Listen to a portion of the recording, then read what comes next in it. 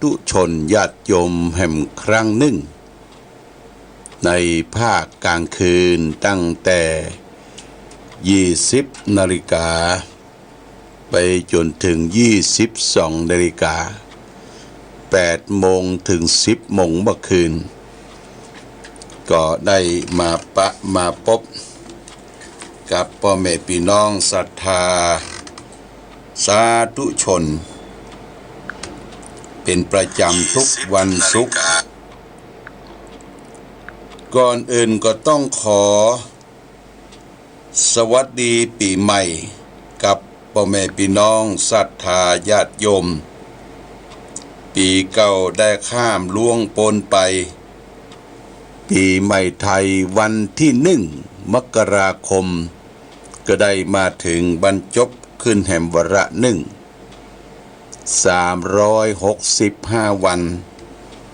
ที่ผ่านพ้นไปนั้นหวังใจอย่างยิ่งว่าเราได้ทำอันยังไปพ้องทั้งประโยชน์ตนประโยชน์ท่านและต่อไปแห่ง365 วันเราก็จะได้ทำประโยชน์อันใดที่จะนำพาความสุขมาสู่ตนเองสังคมประเทศชาติบ้านเมืองของเราอาทันนิรันดร์การแม้นมีทุกหมดจิตสดใสแม้นมีภัยแพ้แก้พ้นผ่านแม้นมีโรคหายพ่ายสินทานศพสุขสารสมหวังทั้งปีเอ่ยด้วยความปรารถนาดีในปีใหม่ขอคุณพระศรีรัตนตรัยจงปกปักรักษาญาติโยมท่านสาธุชนท่านทั้งหลายให้ได้มีความสุขความเจริญความรุ่งเรืองความวัฒนาถาวรสมดังพร4 ประการขอให้มีอายุยั่งยืนนานมีผิวพรรณวรรณะอันผ่องอันใสมีความสุขกายสบายใจมีพลานามัยสมบูรณ์นั้นเหมือนกันทุกท่านทุกคนด้วยเถิดนี่ก็เสียงที่ได้อัดและก็ได้ส่งอวยพรให้แก่ญาติโยมตั้งแต่เที่ยงคืนที่แล้วไปหลายๆที่ญาติโยมบางที่ก็รับได้ฟังแล้วก็แสดงความตอบสวัสดีปีใหม่มาพร้อมเพรียงกันก่อนอื่นวันนี้ญาติโยมก่อนจะเข้าเรื่องเข้าราวก็จะต้องฟังเสียงตอบรับหรือว่าเช็คเรตติ้งจากญาติโยมท่านสาธุชนก่อนว่าที่ไหนรับได้ป้องเป็นจะได้ญาติโยมก็ลองโทรเข้ามาที่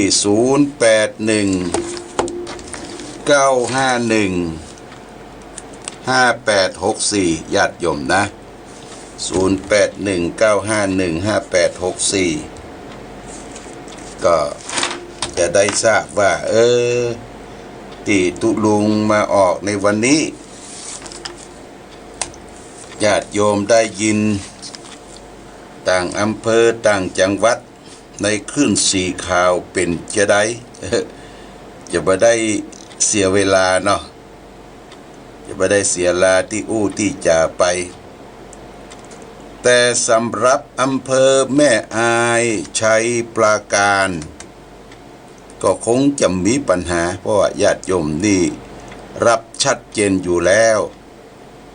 แต่คลื่นสีข่าวต่างอำเภอโทรเข้ามา081 951 5864เช็คมาแล้ว เจริญพรแม่น้อยสุขสบาย ไว้สาเจ้าค่ะ ได้ยินก่อ ได้ยินเจ้าค่ะ ชัดเจนก่อ เจ้าค่ะ เออ ขอให้ตุลุงอยู่เย็นเป็นสุขนะ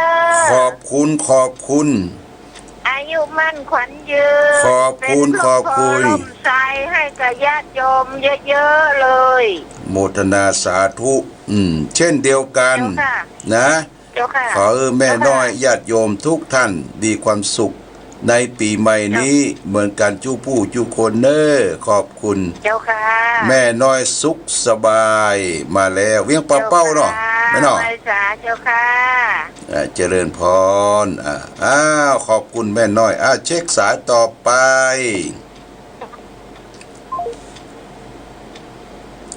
0819515864อันนี้ที่ไหนเช็คดูก่อนเด้อเจริญพร กลับไปสาครับหลวงพ่อพระครูสุดดานุรัตน์ เจริญพรจากไหน น้องเบี้ยวครับผู้พิการสายตาครับ โอ้น้องเบลฟังชัดเจนดีก่อนน้องเบล เนี่ยครับเป็นคลื่น104.50แม่น104.50เกาะไว้แล้วเนาะดีนี้เนาะ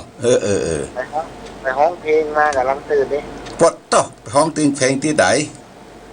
ไอ้การประตูเชียงใหม่ครับ โอ้ศิลปินเดียวเหรอ เข้าเงินเข้าท้องแล้วก็ส่งไปที่แม่เดือนละ2,000โอ้ดีมีดนตรีด้วยเนาะคุณเบลเนาะ บ้านได้แต่อยู่ที่โลกครับ วันหลังมาเอวฝางเด้อวันหลังจะชวนมาเอวฝาง ว่างๆไม่เอวก็ได้นะครับอยู่ข้างโรงเรียนทั้งหมด อยู่ตัวจังเมืองกะ อยู่ในเมืองครับ โอ้ไปบ่อยที่ก็ไปวัดทงยูวัดอย่างนั้นน่ะใกล้ๆน่ะ แต่ก่อนวันนั้นหลวงพ่อก็มาที่บ้านพระศรีได้ไปครับ มากะไปกะอยู่ในครับ ครับโลกครูบาเจ้าศรีวิชัย ขอให้หลวงพ่ออยู่เย็นเป็นสุขดี ขอบคุณเนอะน้องเบี้ยวเนอะหลวงพ่อให้กำลังใจนะปีใหม่นะโอ้ดีละ ภาพอนามัยแข็งแรงนะครับ โมทนาสาธุนะครับ น้องเบลนักต่อสู้โมทนาสาธุผู้พิการสายตาสุดยอดโมทนาสาธุเจริญพรอาสาต่อไปในเวียงจังใหม่ฮับได้ละโอเคป้อน้อยผลแจ้ซ้อน ครับผม ฮับดีชัดเจนเนาะป้อน้อยเนาะ ครับชัดเจนครับ โอ้สวัสดีปีใหม่เนอะ ครับ ปีใหม่นี้อยู่ดีมีสุขเนอะป้อน้อยผลเนอะ ครับต้องเจริญสานด้วยเด้อ โอ้ขอบคุณเอาละเช็คละแจ้ซ้อนรับได้สบาย แล้วก็ ครับ เกี่ยมน้ำมนต์รับน้ำมนต์ปีใหม่เนอะ เอาน้ำมนต์อะไร น้ำมนต์ก้าปวดท่อ เอาเนาะ ปวดท่อบ่เอาจะได้ปีใหม่เนี่ยปีใหม่เนาะครับดีปวด9 โมงปลายมาเนอะน้ำมนต์เนอะ ครับเจริญพรป้าน้อยผลจากแก่ซ้อนเอาละขอบคุณโมทนาเอาสายต่อไปแจ้ซ้อนเวียงป่าเป้าในเวียงเชียงใหม่มาเรียบร้อยแล้วต่อไปเจริญพร ไว้สาท่านพระครูเจ้า จากที่ไหน แม่สลัดแกซ่อนเนี่ยเจ้า แม่สลัดมาแล้วบ่แม่สลัดแจ้ช้อนมาแล้วเนาะเบอร์นี้เบอร์ใหม่ก็ฮะ เจ้ายิ้มจัดดีเนอะ เนาะดีละวันนี้ก็เกียมน้ำเกียมอย่างไว้เนอะ อยู่ดีมีสุขเนอะ ขอบคุณแม่ฉลาดขอโรคโควิดเนี่ยหนีไปไกลๆมันมาเดี๋ยวตู้ลุงจะสวดคาถาอะไรมันละเนอะ เจ้า โอ้ จะสาธุเจ้า เจริญพรแม่ฉลาด เจ้า แก่สอนมาละแก่สอนก็มาละเบียงป่าเป่าก็มาแล้วอ้าวลองฟังเสียงตั้งปุ้นตั้งสันปะตองดอยหล่อเนาะเจริญพรจากไหน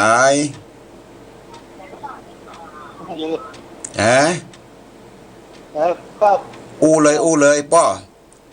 ว่าภาษาลุงตรงมาจากบ้านไห้ครับ บ้านให้มันให้บนเหรอ บ้านไห้ตำบลหงเมียงอำเภอลำปางจังหวัดลำปางล่ะ โอ้ลำปางเนาะป้อหยัง ประหวานครับ พ่อหวันโอ้ลำปางฟังชัดเจนก่อนป้อ จะกินจะเดียกันนี่ โอ้ดีละเบิดติดตามรายการเด้อพวกมันจะแล้ว10 โมงมาเด้อ ครับ ถ้าจะเอาน้ำมนต์ทางอากาศนี่ก็เกียมได้เกียมไฟต่อวิทยุเอาไปเคียนเอาไปหวันกับขวดเนอะขวดน้ำเนอะพอเนอะ ครับ น้ำมนต์ปีใหม่สวัสดีปีใหม่นะป้อนะอยู่ดีมีสุขเนอะ ตัวนี้นี่ก็เรื่องอะไรลุงเลย เช่นเดียวกันเจริญพรอ้าวละป้อวันปุ้นเนอะจากลำปางโมทนาสาธุอาสาต่อไป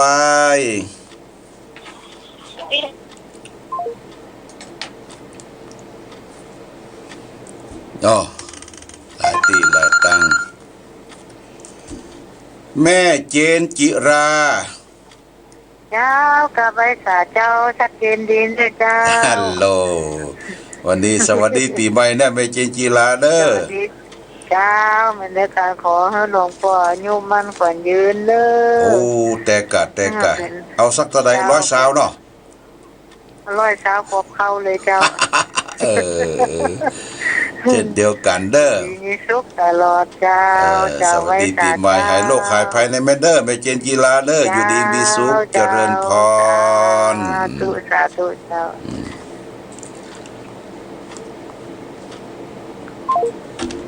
แม่เจนจิราเผ่าตะใจมาแล้ว ต่อไป เจริญพร จากไว้สาเจ้าหลวงพ่อเจ้า จากที่ไหน โทรมาจากเอมาไลดอกคำใต้สะพานงามเจ้า สะพานงามแม่มาลัยดอกคำไต้ย้อมอย่างนั้นที่อย่างละ ที่เอมาไลวันสะพานงามเจ้า วัดสะพานงามเนาะ เจ้า โยมชื่ออย่างโยมแม่ จ้าชื่อมาไลเจ้า อ๋อมาลัยเจ้า ชัดเจนดีก็ดอกคำไต้พะเยา ชัด เฮา เจนเจ้าดอกคำใต้ชัดเจนสร้างของมันคืนคุณดารุณี โอ้เจริญพรดีละสวัสดีปีใหม่นะ วั โย น ม เกิดขอพรหลวงพ่อ โอ้ เจ้า แฮปปี้เบิร์ธเดย์เนอะคุณโยมมาลัยเนอะอยู่ดีมีสุขมีโชคมีใจ ประกอบไปด้วยอายุวันนะสุขะพละด้วยเทินเนอะเจริญพรวันเกิด เจริญพรติดตามต่อไปฟ้องรับฟ้องนอนเด้ออ้าวโยมมาลัยสายต่อไปเช็คก่อนเนาะเจริญพร การไม่สาเจ้าหลวงพ่อ จากที่ไหน หนองบัวสมการเจ้า โอ้หนองบัวชัดเจนดีเนาะ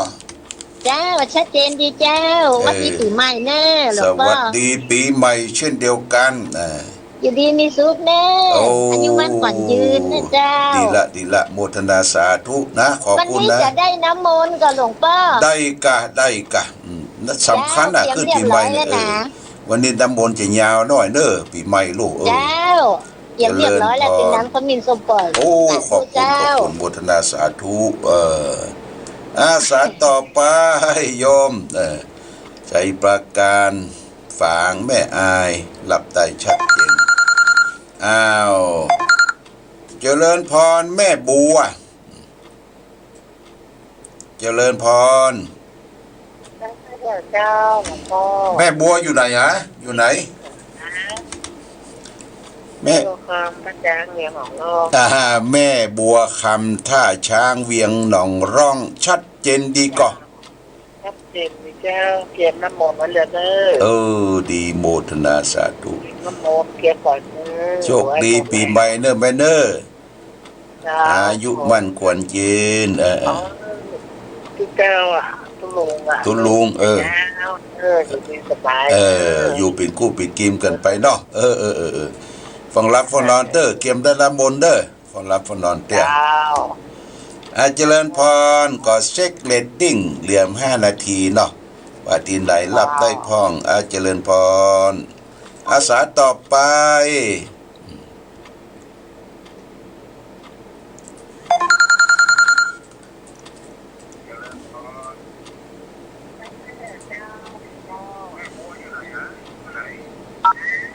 โหลโหลแม่สี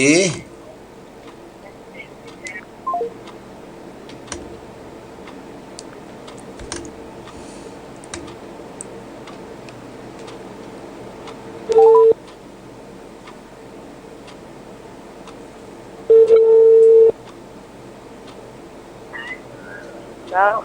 แม่สีคำนวณเนาะ เจ้า ดอกคำไตชัดเจนก่อ ถ้าเจนของหลวงพ่อวันนี้อันตื่นตีนไม่แล้วของหลวงพ่ออันเป็นลมโพลมใสของญาติธรรมไปเมื่อ โอ้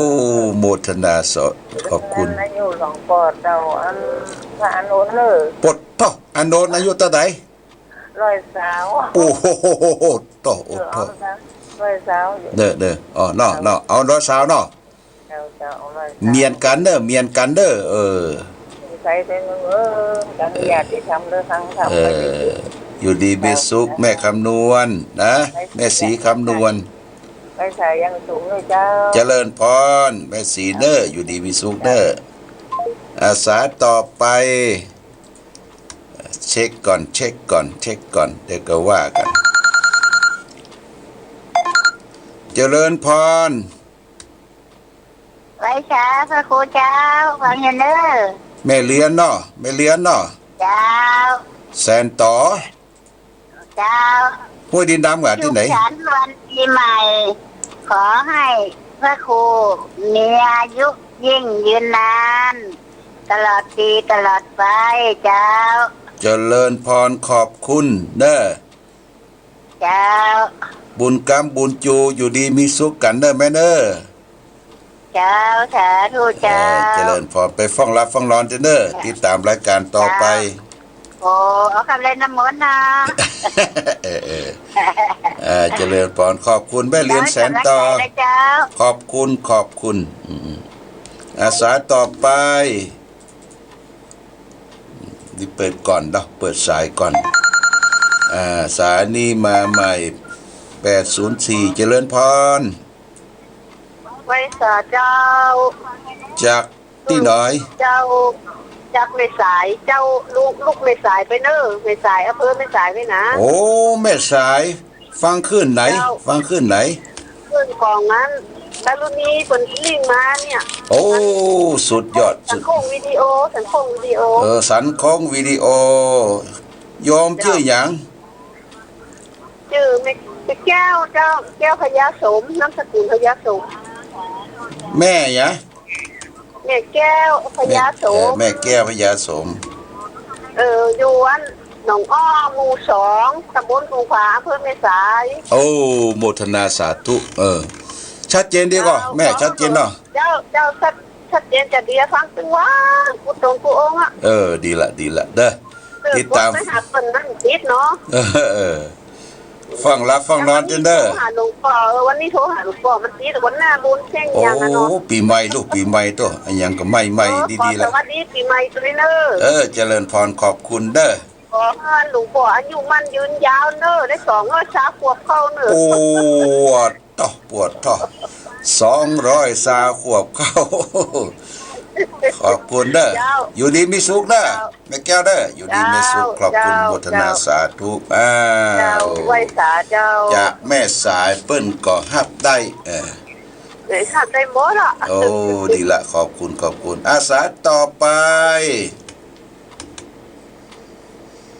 สวัสดีปีใหม่สายต่อไปเจ้าดีพ่อบุญธรรม ครับสวัสดีครับหลวงพ่อ ชัดเจนเนาะพ่อเนาะ ครับชัดเจนครับขอบคุณปฏิทินเริ่มมาถึงแล้วนะครับ โอ้โมทนาสาธุสวัส ข ดี อ ปี อา ให ยุ ม่ ยืนเนอะ ขอบคุณขอบ แล้ว คุณ ก็ขอปราศจากโรคภัยไข้เจ็บด้วยเนอะ ขอบคุณโมทนา สวัสดีปีใหม่ ปี เนาะ ปีใหม่เช่นเดียวกันนะพ่อเด้ออยู่ดีมีสุขเนอะ ครับครับ เจริญพรเจริญพร ครับครับ สวัสดีเอาละญาติโยมท่านสาธุชน ก็ได้เช็คแหมซ้ายเจริญพร ไหว้สาเจ้าหลวงพ่อ ฮะ ไหว้สาเจ้า จากไหนจากไหน จากก็คาเจ้า เกาะคา ลำปางเจ้า ลำปางบ้านอย่างแม่ บ้านนาแก้วตะวันออกเจ้า อ๋อบ้าน บ้านนาแก้วตะวันออก นาแก้ว โอ้นาแก้วตะวันออกเกาะคาเนาะ เจ้า โอ้ชื่ออย่างเหรอ ชื่อชมาพรเจ้า ฮะ ชมาพร ชะมาพรโอ้ชะมาพรนามสกุล จันทรสุคนเจ้า โอ้จันทรสุคนเคยได้ยินนามสกุลนี่แต่ แล้วก็คืนนี้เจ้า ชมาพรจันทรสุคนหลวงพ่อก็กลายไปฮะบ้านนาแก้วกุเตี่ยไปสั่งสมุนไพรที่ศูนย์รักสมุนไพรลำปางนะเจ้ามันมีสองนะแก้วเจ้ามันมีคนละฝั่งกันไม่น่า คนละฝั่งเนาะเจ้าอันนี้ถ้าอยู่นะแก้วตะวันออกมีตะวันตกโดยเจ้า อ๋อใจชัดเจนเนาะแม่ชมาพรเนาะ เจนดีเจ้า ขอบคุณ ชัดเจนเจ้าฟัง145เจ้า 4.5ติดตาม ฟัง ราย หลวง กา พ่อ ร ทุกวันเลย ฮะ ทุกวันศุกร์ ทุกวัน ฟังหล ศุ วง กร์ พ่อทุกวันศุกร์ โมทนา มนต์ด้วย โมทนาสาธุวันนี้รับน้ำมนต์เด้อวันขึ้นปีใหม่เด้อ เจ้าก็หลวงพ่อมีอายุมันยืนนานนะเจ้า เจริญพรเจ้าจะตื้อ ขอบคุณอายุวันโนสุขังพลังเด้อคุณชมาพรเด้อ เจ้า เจริญพร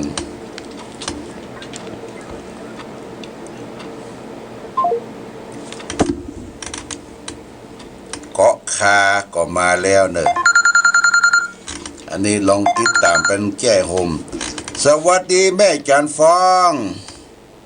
จ้าตุลุงสวัสดีปีใหม่เน่ สวัสดีปีใหม่ชัดเจนดีเนาะ เจ้าอันละ4.5 104.5เชียงใหม่ดีละสวัสดีปีใหม่แม่จันฟองเด้อ เจ้า ฟังรับฟังร้อนเด้อเอาน้ำมนต์กันเด้อเจ้าเจริญพร แม่เจนเลยปฏิทิน ฮะบ่ได้บ่ ปฏิทินแม่นไปโลก จะส่งไปอยู่วันนั้นมันเขียนนั้นรหัสผิดรหัสอะไรรหัสไปรษณีย์ ได้อันนี้52120จ้ะ มัน152120เนาะ เจ้า โอเครหัสก็ว่าจะส่งไปโหรหัสมันบัดตรงโอเคนะแม่เนี่ย ส่งกล่องมาแล้วโลก ฮะ ส่งกล่องมาแล้วร้อยรหัสอันน่ะ โอเคขอบคุณนะแม่เด้อ โอ้สาธุเจ้า ขอบคุณเจริญพรแม่จันฟ้องเจ่ห่มเอาละญาติโยมเซ็กเลตติ้งแม่จันปางงิ้ว เจ้ากลับมาวัดพระ ฟังอยู่เนาะชัดเจนก่อน ชัดเจนเจ้า มุทนาสวัสดีปีใหม่เด้อแม่เด้อ เจ้ากับเพื่อน เอาละเช็คละเรียบร้อยขอบคุณเจริญพรเอาละญาติโยมก็จะปิดสกรรมมาหาละเนาะเจริญพร อยู่ใกล้อันนี้ เจริญพร ไปสาเจ้า จากที่ไหนแม่ จากแม่สวยบ้านใหม่เจริญ โอ้แม่สวย เจ้า บ้านใหม่เจริญแม่หยัง แม่สายบัวปันทวงศ์เจ้า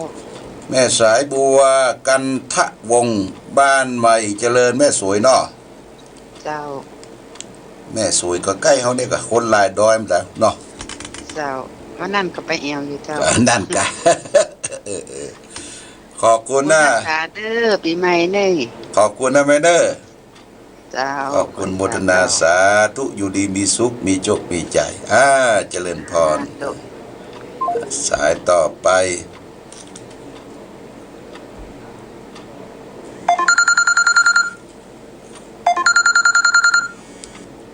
เจริญพรแม่เพียร เจ้ากับไว้สาเจ้าหลวงพ่อ โอ้วันนี้ฟังชัดเจนก็ เจ้าชัดเจนดีเขาเราทั้งทุกวันนะโทรทั้งกุศลจุองค์โทรหาปฏิ โอ้วันนี้ติดเนาะวันนี้เนาะ เจ้าแรงนี่เป็นบุญติดละ อัลโหลแม่เพียรอำเภอจูนสวัสดีปีใหม่เนอะ หลวงพ่อ โมทนาสาธุเ เจ้าสวัสดีปีใหม่ด้วย สวัส เจ้า ดีขอบคุณติดตามรายการนะแม่เนอะ เจ้าเดี๋ยวจะเก็บน้ำมูลกันเจ้า ละเอาละญาติโยมขอบคุณทุกท่านทุกสายที่ได้เช็คเรตติ้งกันไปเรียบร้อยแล้วต่อไปนี้ก็จะเข้ารายการเนาะจะได้พักสายก่อนเอามาหับละ เจริญพร เจ้า จากไหน แม่สีทองโอ้แม่ละเงินหนูแก้ว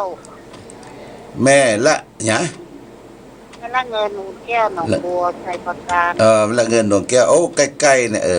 ชัดเจนนะแม่เนาะ เจ้าชัดเจนเจ้า โอ้บุทนาสาธุ ต้องโทรหลายสายละมันบัดนี้ มันมาติดแต่วันนี้อย่ามาติดเนาะวันที่1เลยโอ้ คนโทรเก่งเนาะเฮานี่โทรเก่ง ว่าเก่งเลย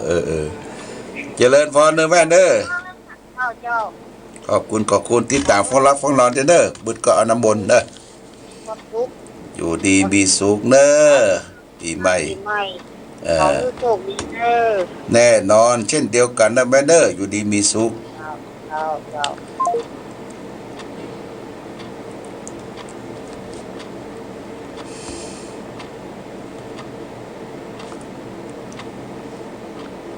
เอาละญาติโยม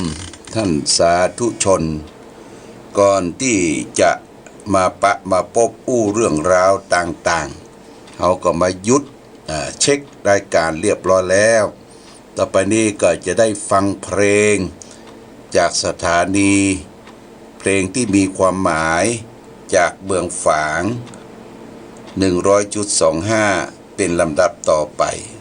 ฟังเพลงก่อนเด้อพักดื่มน้ำดื่มท่าสักกำเนาะเจริญพร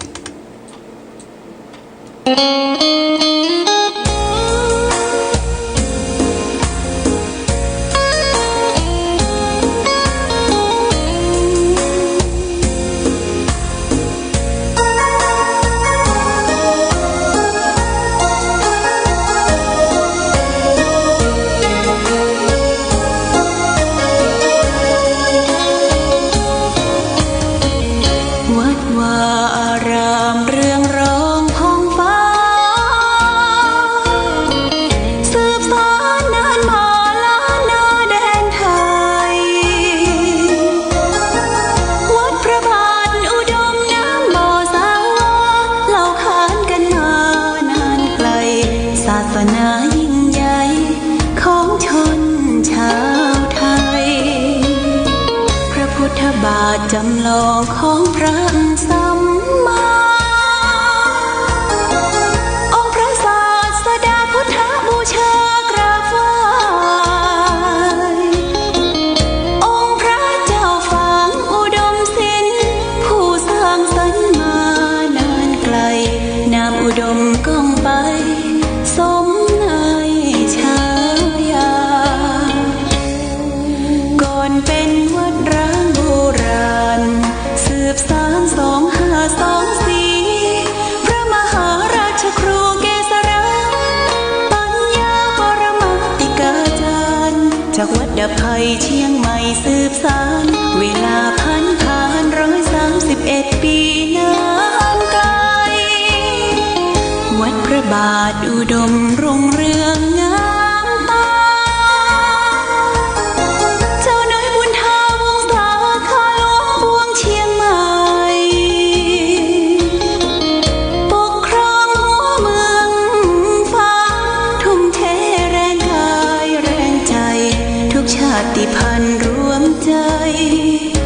รักสา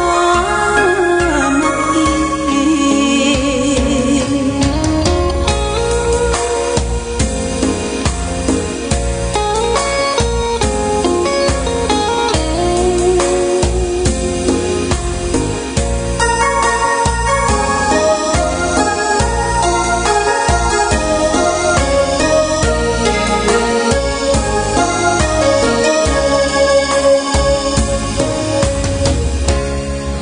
ก่อนเป็นวัดร้างโบราณสืบสาน2524พระมหาราชครูเกษราปัญญาปรมาติกาจารย์จากวัดดับภัยเชียงใหม่สืบสานเวลาผ่าน131 ปีนานไกลวัดพระบาทอุดมรุ่งเรืองงามตา เจ้าน้อยบุญธาวงศาข้าหลวงบวงเชียงใหม่ปกครองหัวเมืองฟ้าทุ่มเทแรงกายแรงใจทุกชาติพันธุ์รวมใจรักษามัคคี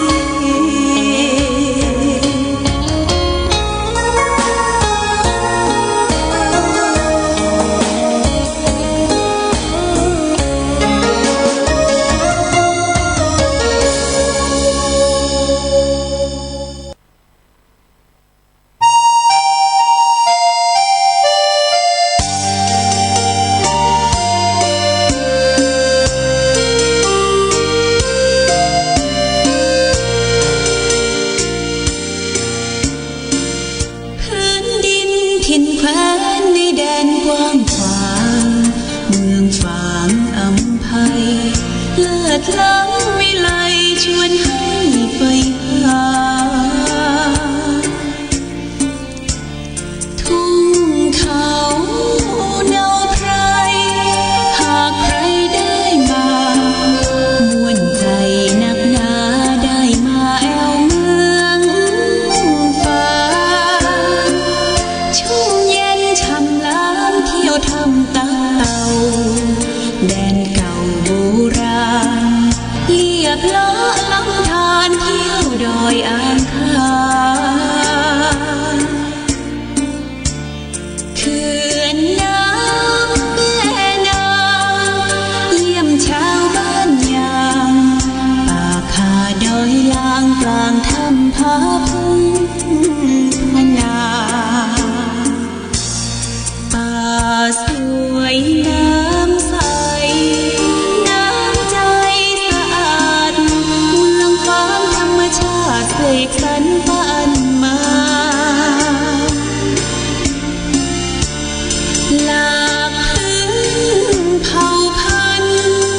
ร่วมกันพร้อมหน้าเสน่ห์นำพาให้มาเมืองฟ้าดอยดงหน้าแดนแห่งนี้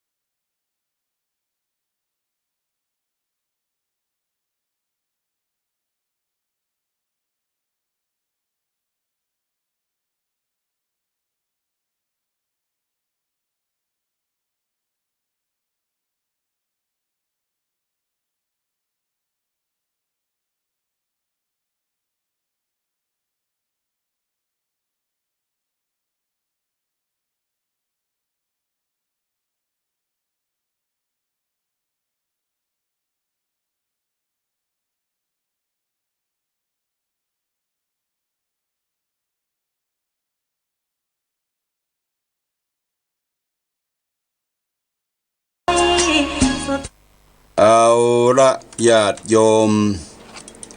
ท่านสาธุชนทั้งหลาย ได้ฟังเพลงจากสถานีวิทยุชุมชนคณะสงฆ์อำเภอฝางไป2-3 เพลงญาติโยมเนอะก็ทำที่ฮัลโหลกราบไหว้สาหลวงพ่อเจ้าแม่สุเกี้ยวศิลาพร ชัดเจนเอาไปเนาะ เจ้าชัดเจนขึ้น 98.75 เนี่ยชัดเจนดีเด้อบ้านโฮงละปูนนะ โอ้ขอบคุณนะเจ้าเอาน้ำมนต์เกียม น้ำมนต์เกียมไว้เตอะเดี๋ยวจะเตะทำละเด้อเจ้าหลวงพ่อก็นั่งอยู่บนขอนน้ำมนต์นี่แหละเจ้าขอบคุณโมทนาสาธุเด้อสาธุเด้อเจ้าเด้อขอบคุณแม่สุแก้วศิลาพรนะเจ้ากราบไหว้สาเจ้าเอาละญาติโยมท่านสาธุชนในช่วงนี้ได้มาพบกันในวาระโอกาสที่ขึ้นปีใหม่เรียกว่าขึ้นปีใหม่การก่อนนั้นประเทศไทยเขาก็ถือเอาว่าวันที่13 เมษายนเป็นวันเถลิงศกขึ้นปีใหม่ปีเมืองนะปีเมืองล้านนาปีเมืองนั่นก็เช่นว่าปีสีปียี่ปีใกล้ปีชวดอะไรเงี้ยในญาติโยมเนี่ยเขาจะไปเปลี่ยนศักราชกันเปลี่ยนปีกันก็คือเดือนเมษายนแต่ว่าต่อมาทางการบ้านเมืองก็จะให้มันเหมือนกันทั่วโลกจะได้จูนเข้าหากันเอาแบบสากลว่าวันที่1 มกราคมนะเป็นวันขึ้นปีใหม่ของทั่วโลกนะญาติโยมแต่ว่าโลกนี้มันเป็นโลกกลมญาติโยมโลกกลมวันเดือนปีของเฮามันก็บ่เท่ากันนะบ่เท่ากันแต่ว่านี้ได้ดูที่เปิ้นสวัสดีปีใหม่ก่อนอื่นทั่วโลกนั่นก็คือประเทศนิวซีแลนด์ใกล้ๆกับประเทศออสเตรเลียญาติโยมนะนี่ก็คือเปิ้นจะใช้โยโหร้องจิพลุจิประทัดเฉลิมฉลองกันเพราะว่าเปิ้นปีใหม่ก่อนเฮาหลายชั่วโมงญาติโยมหลายชั่วโมงโลกเฮานี่มันเป็นโลกด้วยกลมประกอบด้วยธาตุ4ดินน้ำลมไฟอากาศธาตุและแถมไปด้วยวิญญาณธาตุผู้คนอยู่ในโลกใบนี้ญาติโยมมีผู้คนมีสัตว์ในสัตว์บกสัตว์น้ำในอากาศพื้นดินเป็น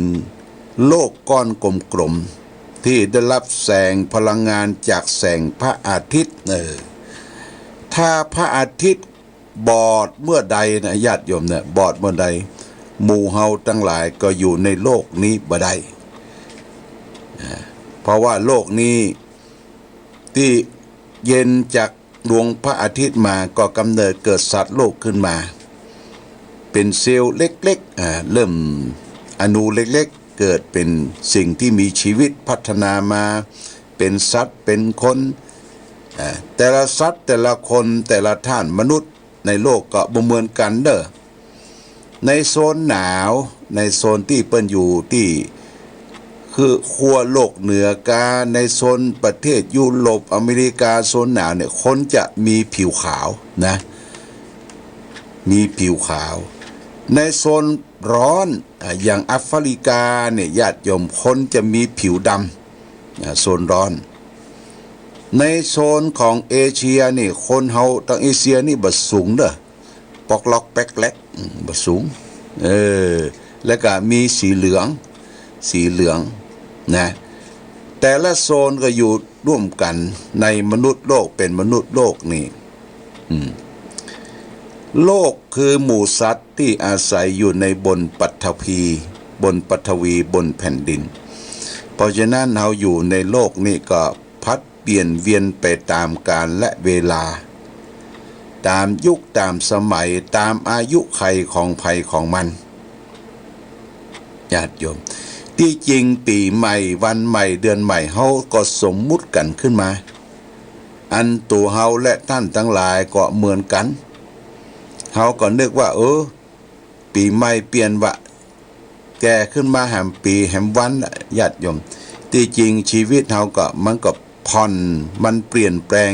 มันพัฒนาไปตามกาลและเวลาก่อนเป็นเด็กขาอ่อนน้อยเป็นวัยรุ่นหนุ่มสาวเป็นคนป้อหอเปื้อเฮือนถลามบังเคิงเข้ามาปัดชิมว่าไว้แก่ไว้เฒ่าไว้ค่ำค่าชราทุกสิ่งทุกอย่างอาศัยสังขาราสังขารนี่มันก็เปลี่ยนแปลงไปตามกาลและเวลาในญาติโยมนะมันไปอยู่กับที่กับผลเพราะฉะนั้นเมื่อเราถูกสมมุติตนขึ้นมาอยู่ในโลกเนี่ยติดอยู่ในโลกของสมมุติสมมุติว่าเราเป็นนั่นเป็นนี่เป็นสัตว์เป็นสัตว์ที่ประเสริฐ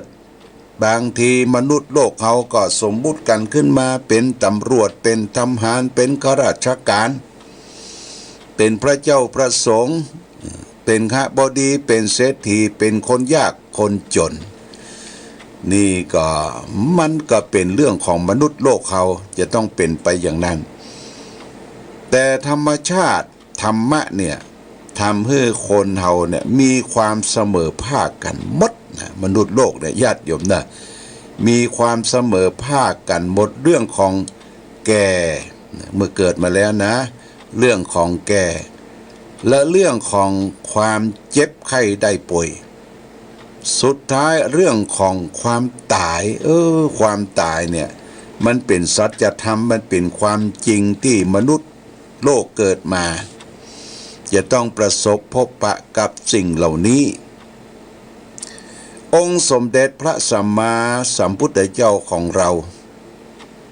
พระองค์ได้ประสบได้ไปหันที่เทวดาจำแรงแปลงเป็นเทวทูตที่พระองค์ได้ทอดพระเนตรตอนเป็นเจ้าชายสิทธัตถะ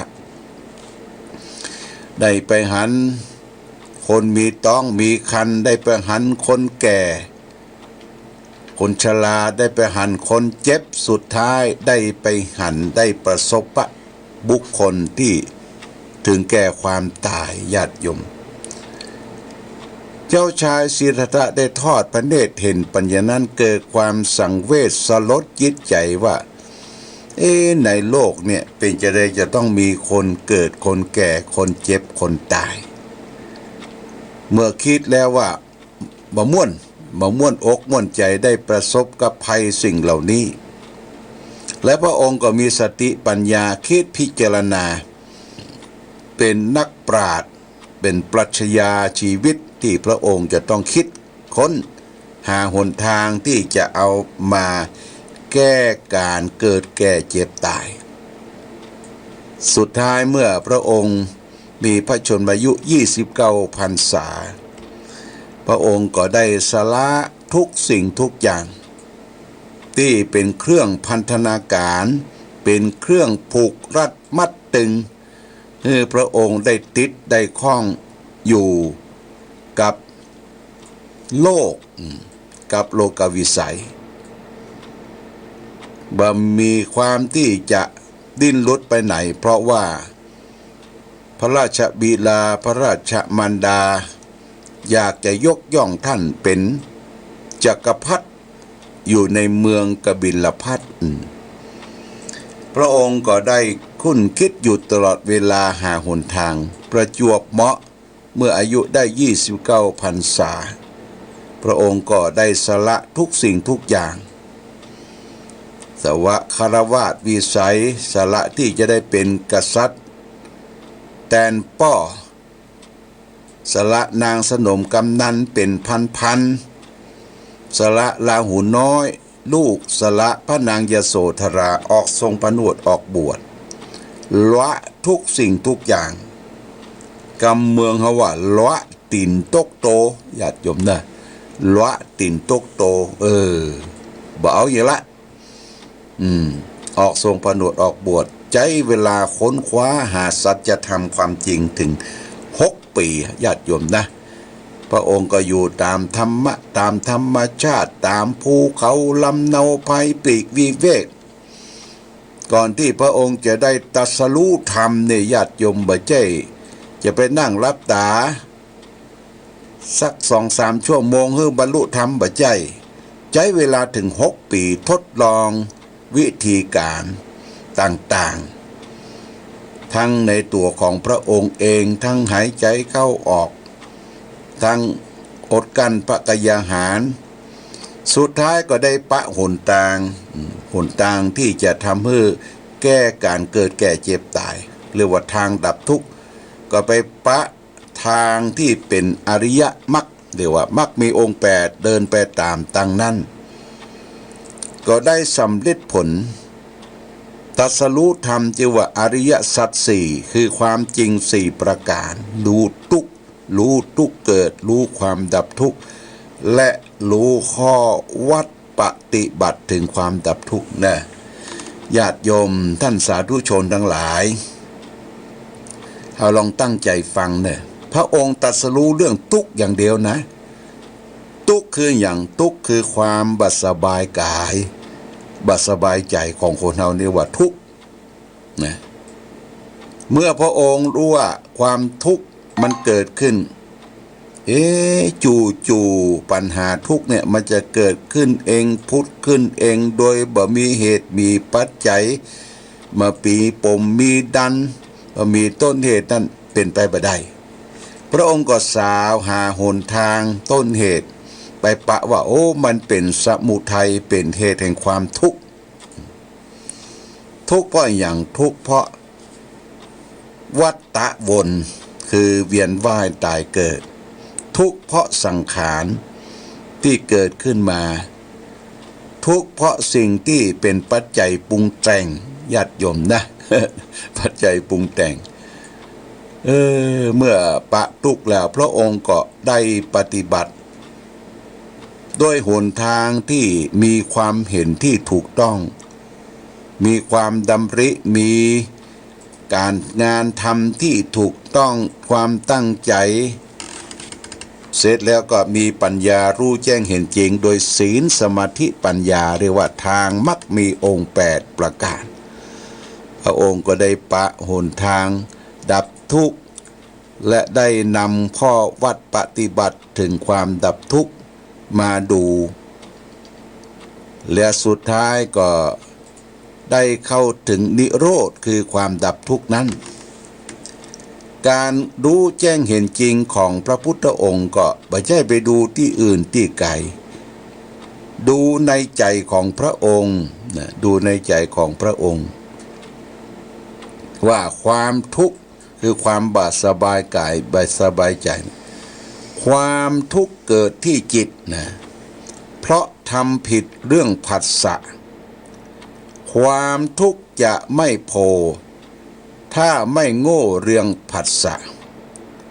ความทุกข์เกิดไม่ได้ถ้าเข้าใจเรื่องผัสสะ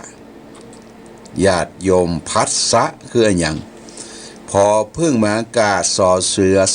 อสละผัสสะแปลว่าการกระทบนะญาติโยมนะผัสสะเนี่ยแปลว่าการกระทบระหว่างสิ่งสองสิ่ง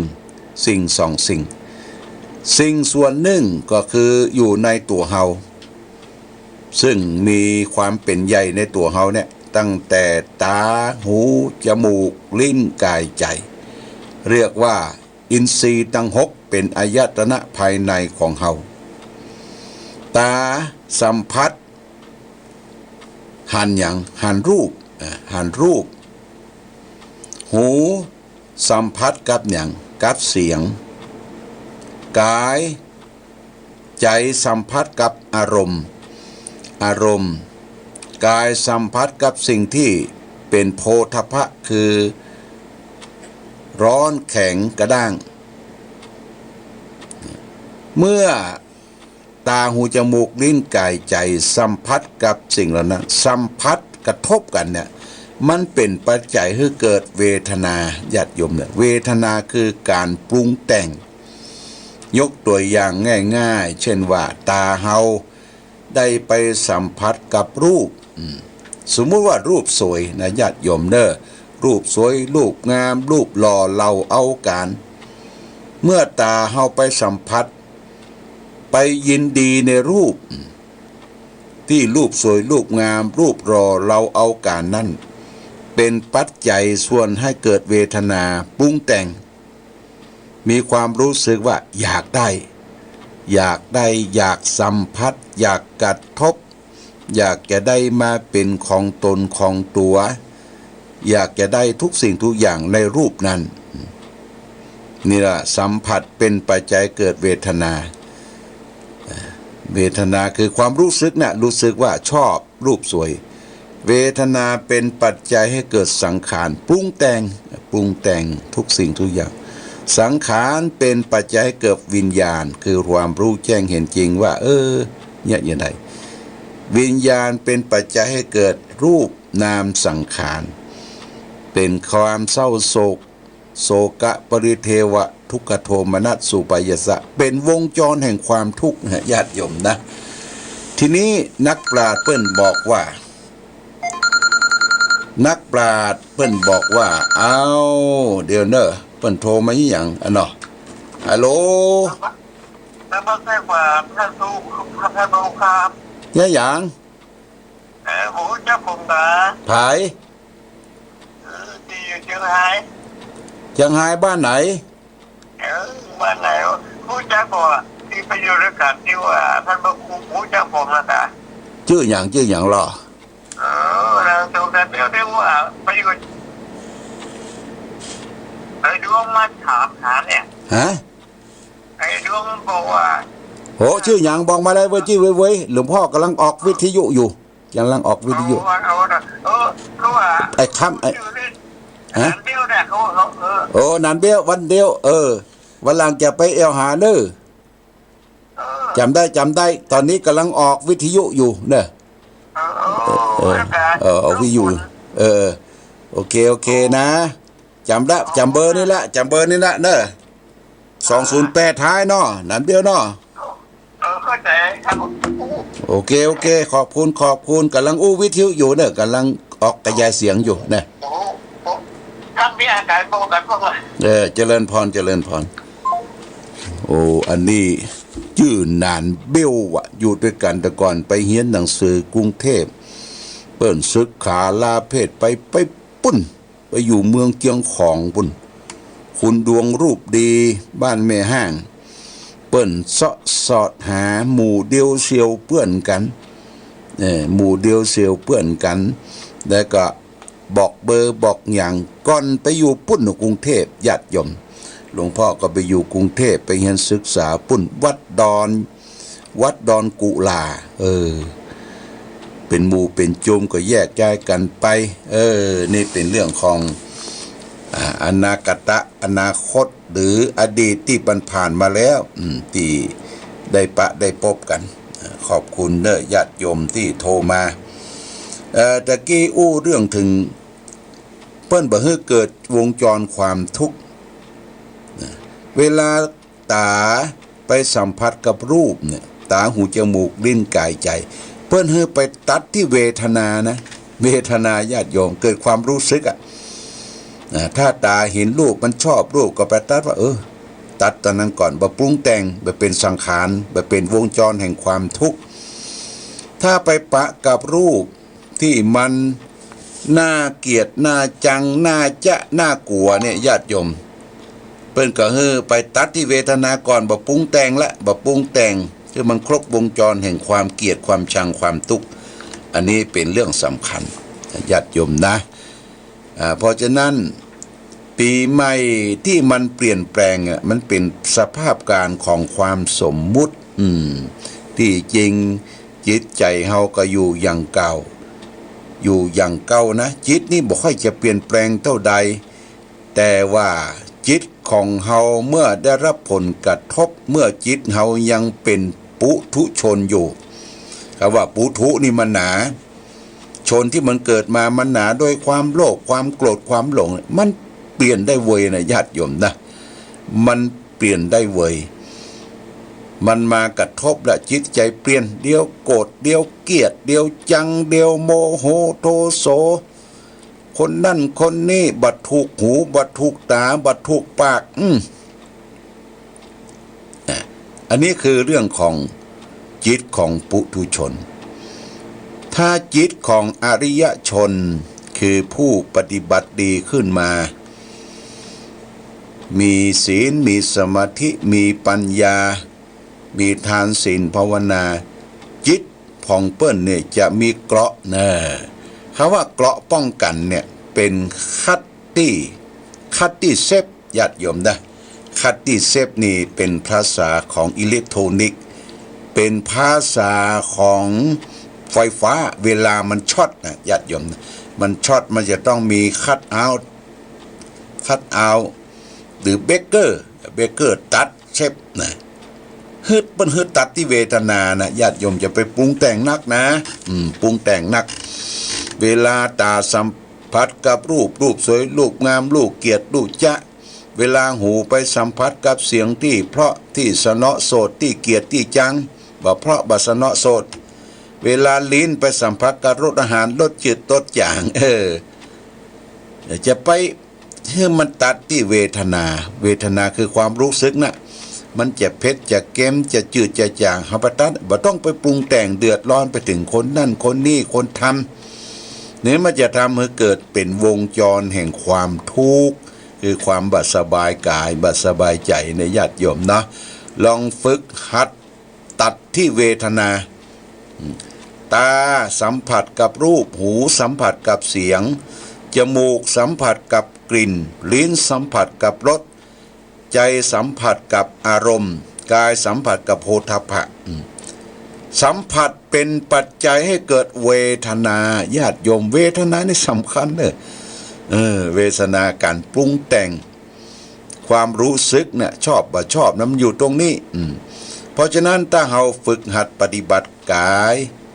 วาจาให้เชี่ยงจิตใจให้มีอารมณ์เดียวเป็นสมาธิมีความตั้งมั่นคงเมื่อเราไปสัมผัสกับสิ่งที่สวยที่งาม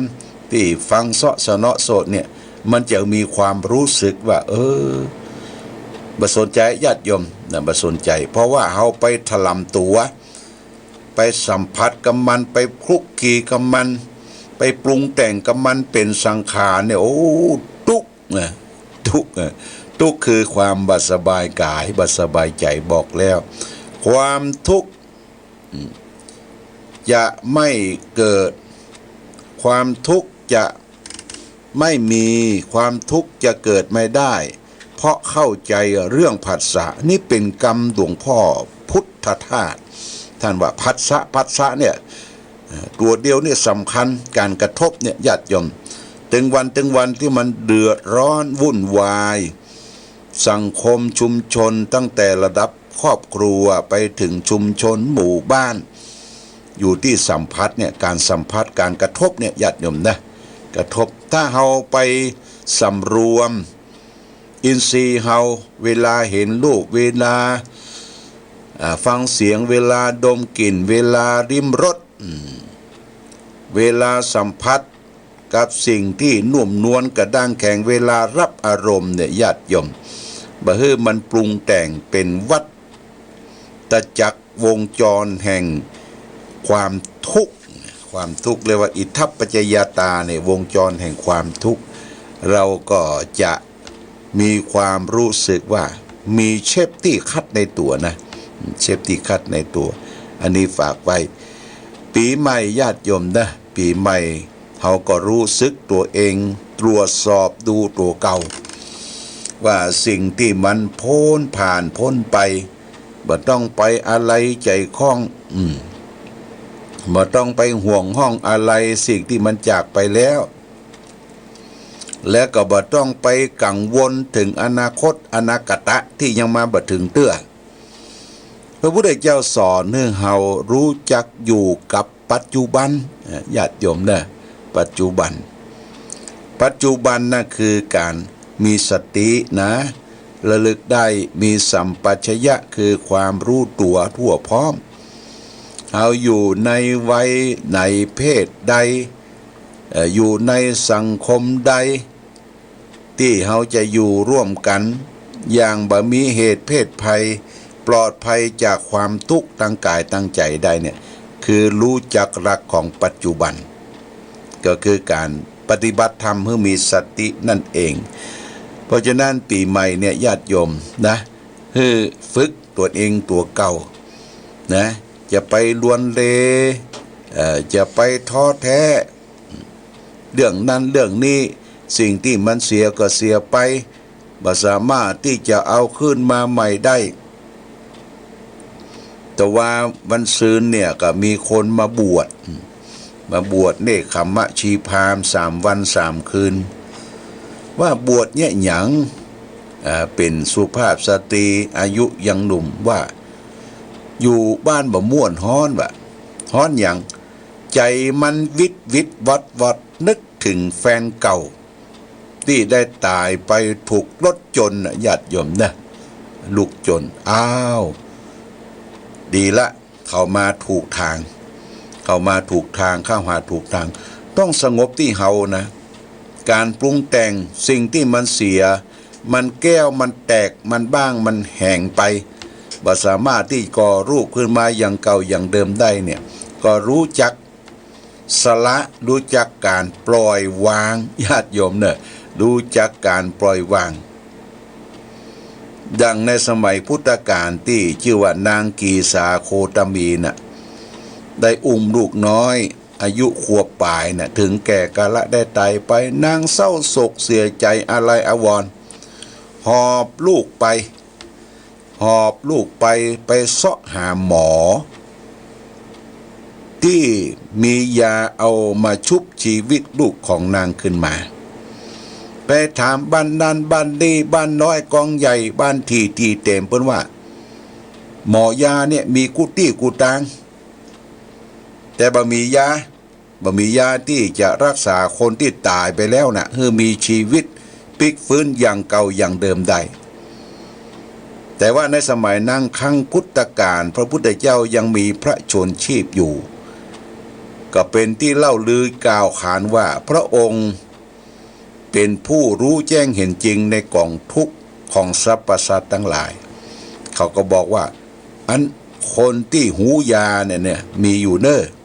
หูยาขอให้ได้ไปทูลถามพระพุทธองค์นางเกษาโคตมีก็อุ้มลูกน้อยอันปราศจากไร้วิญญาณไปวางแทบเท้ากราบพระพุทธบาทพระบาทของพระองค์ว่าขอให้พระองค์จงใจเมตตาชุบชีวิตลูกของนางขึ้นมาให้มีอย่างเก่าอย่างเดิม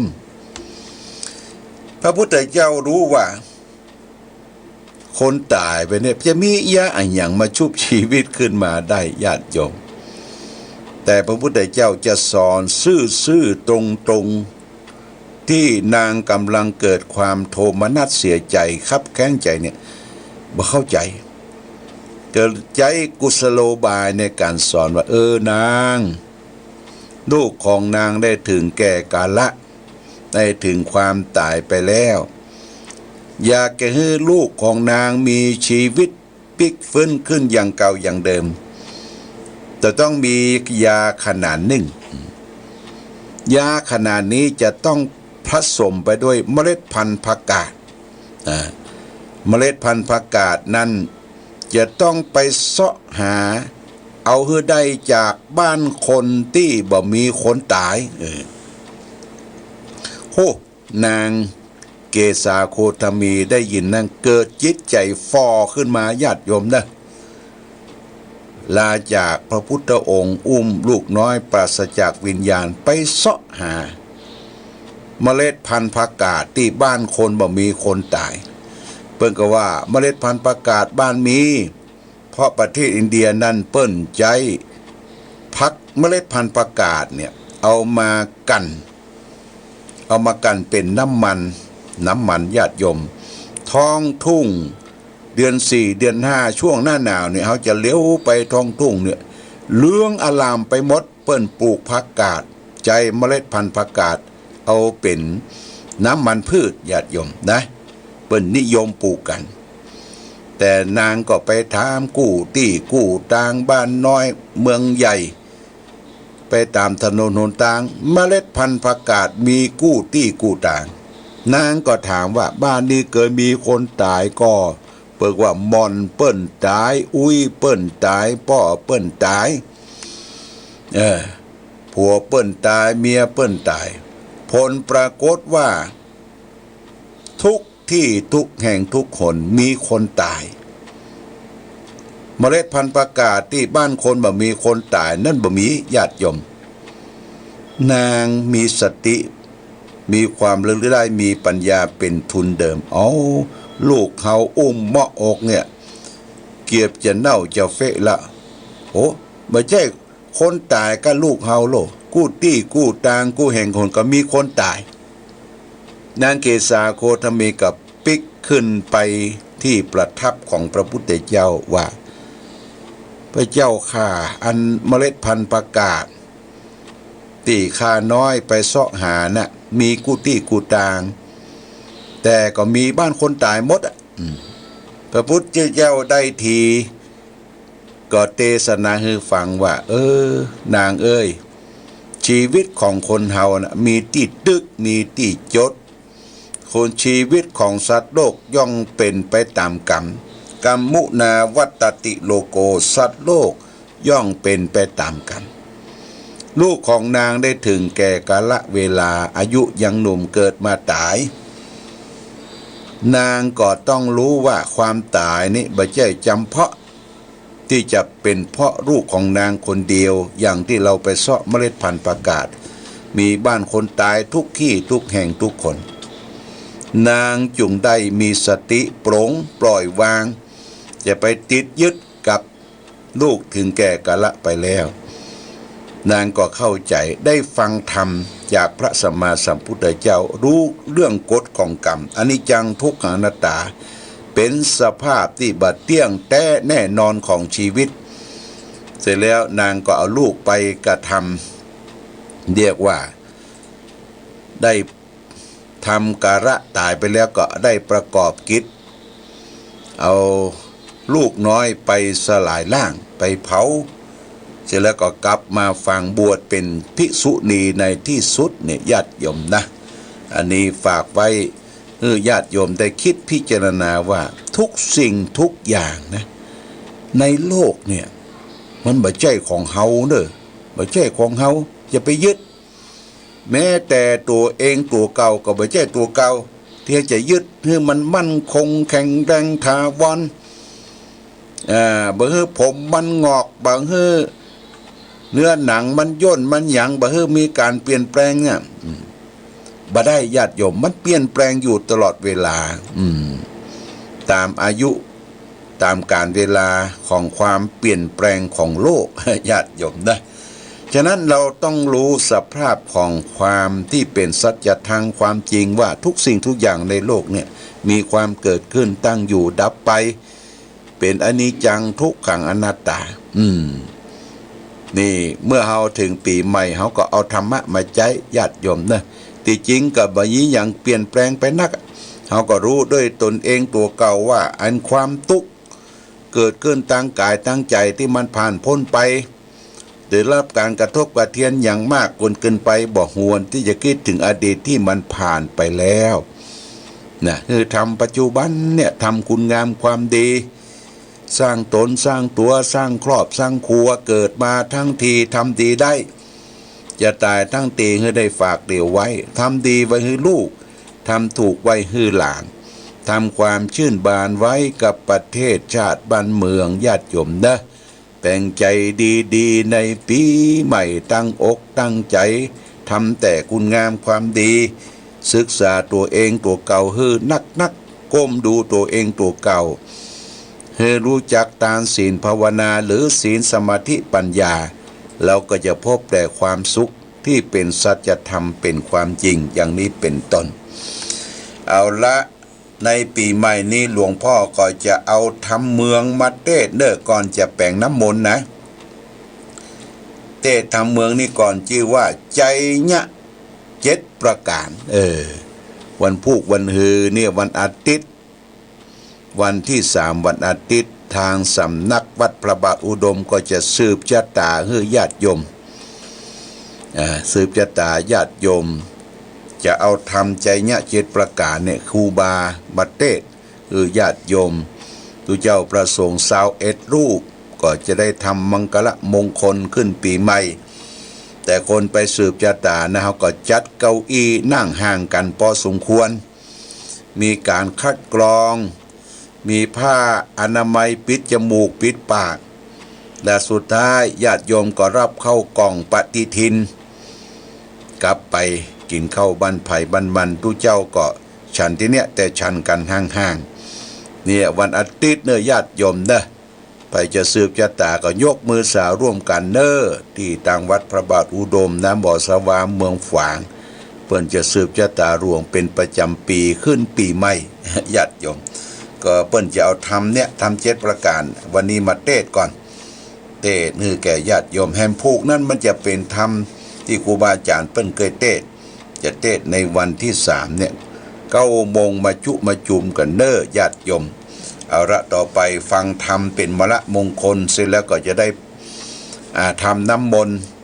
ปกหุ้มเพื่อแก่ศรัทธาญาติโยมขึ้นปีใหม่เพื่อมีความสุขกายสุขใจเหมือนกันจูผู้จูคนเป็นลำดับต่อไปฟังเทศเน้อญาติโยมเทศพื้นเมืองนะโมตัสสะภะคะวะโตอะระหะโตสัมมาสัมพุทธัสสะปุเรนตัวสะมิติงสะปะระเมพิญญันตัวสัมปะกิเลสะสัมมาสัมพุทธิงอนุตตรังสักกานังอาติสังโกอาติพลัมมาติโลกนาโทภะคะวะติลันมะโทการานิหิภะคะวาวันตะตาตาติโสภะคะวาอารังหังวชิละปากะโรปะทะโมอิติปิอรังหังวันตะอังหังสรนังคัจฉามิอรังหันตาสิลาสาสัมมาสัมพุทโธพุทโธสติมาโตธัมโมสติมาโตสังโฆสติมาโตพุทธานุสติธัมมานุสติสังฆานุสติสัมปะทุกขาวินาสันตุสัพพะพยาวินาสันตุสัพพะโรกาวินาสันตุสัพพะอุปัฏฐวาวินาสันตุสัพพะอันตรายาวินาสันตุสัพเพสัตถุวินาสันตุภะคะวะอันว่าพระพุทธเจ้าวิจาจารณะสัมปันโนตนเป็นที่จังที่เปิงแก่โลกตั้งสามใดสังวาสสวัสดิ์ญายกาถาอันนี้ปางเมื่อสร้างสมปานปารมีแต่ก่อนเพิ่งเป็นที่ไว้และสักการะปูชาแก่สัตว์โลกทั้งหลายอันว่าปุกระยิ่งใจฝูงใดได้ยินได้ฟังได้สังวาสสวัสดิ์ญายได้นบน้อมไว้สักการะปูชาก็ดีเอาเป็นที่จังที่เพิ่งก็ดีปุกลาผู้นั้นก็จักจำเริญไปโดยสุข3ประการปราศจากทุกโศกโรคภัยอุปัตวะอันตรายทั้งหลายได้สมฤทธิ์ที่มั่งมีเป็นดีมีอายุมันยืนยาวมีแต่สุขบ่มีทุกโศกต้องสั่งสักอันแลดังจักวิจัจนาไปนานีเตอ มุนินโตอันว่าพระพุทธเจ้าตนพระเสริฐกว่าโลกตั้งสามพหุงสังหัสสะมะพินิมิตาสาอันพระจนป่าแป้ยังพญามาราธิราชและเสนามานทั้งหลายใจยะมังกลานี้อันว่าใจยะมังกลาภวันตุจงมีแก่ท่านเตอมุนินโตอันว่าพระพุทธเจ้าตนพระเสริฐชิตัวพระจนผ่าแป้แล้วยังอารวากะยักษ์ผู้อันเป็นเสนาบดีแห่งท้าวเวสสุวรรณมรติเลอันยิ่งกว่าพญามารใจยะมังกราอันว่าใจยะมังกราตั้งหลายภวันตุจุงมีแก่ท่านตั้งหลายเตอมุนินโตอันว่าพระพุทธเจ้าชิโตก็ประโจนป่าแป้นาราขีลิงขชวรังยังจ้างตัวร้ายอันเทวตัดทางปล่อยมากะตามร้ายพระพุทธเจ้าและพระสังฆเต้าตั้งหลายใจยะมังกลาภวันตุจุมีแก่ท่านตั้งหลายเตอมุนินโตอันว่าพระพุทธเจ้าชิตัวก็ประโจนผ่าแป้ยังองค์กฤมาระปัตตัวยังอังคุลิมานโจรร้ายอันจักมา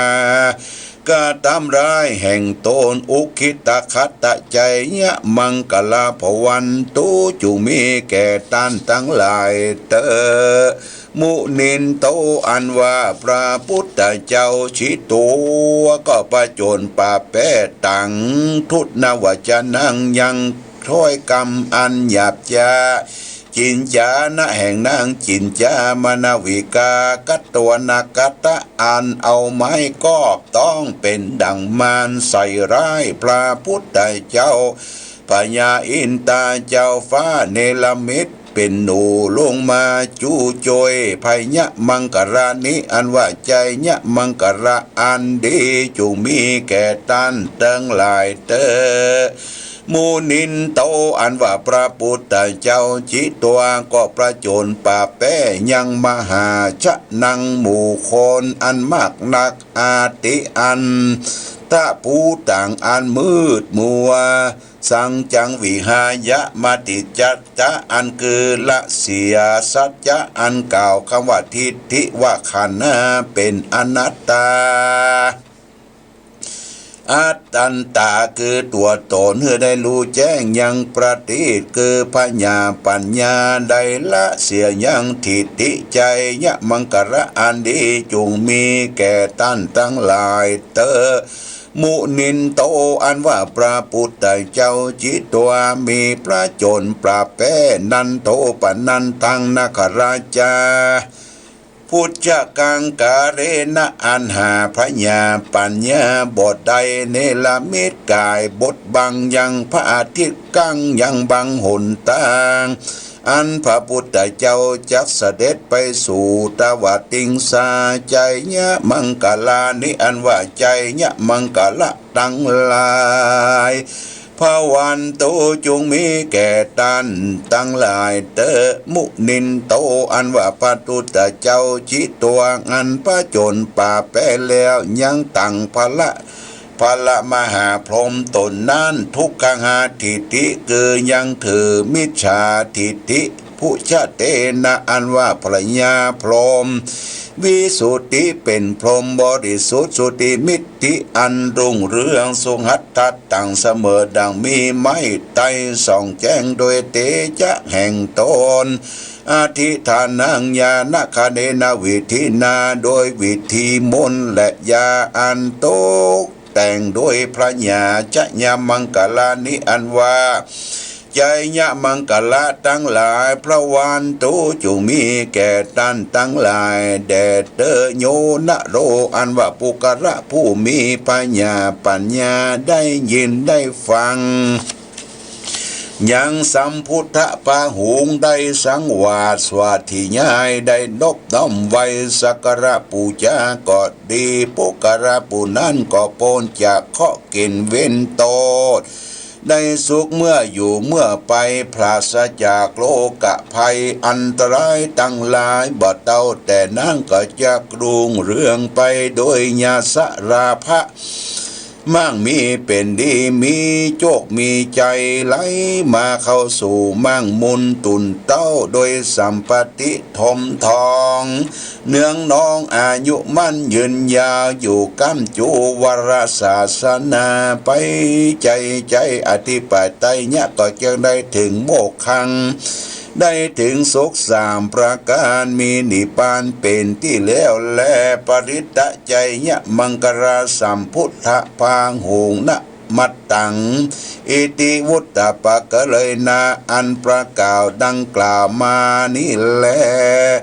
พุทโธอันว่าพระพุทธเจ้าก็ประโจนป่าแป้ยังหมู่มานตั้งหลายแทบก็ไม่สลีมหาโพธิหือจำเริญยังความเจิมจนยินดี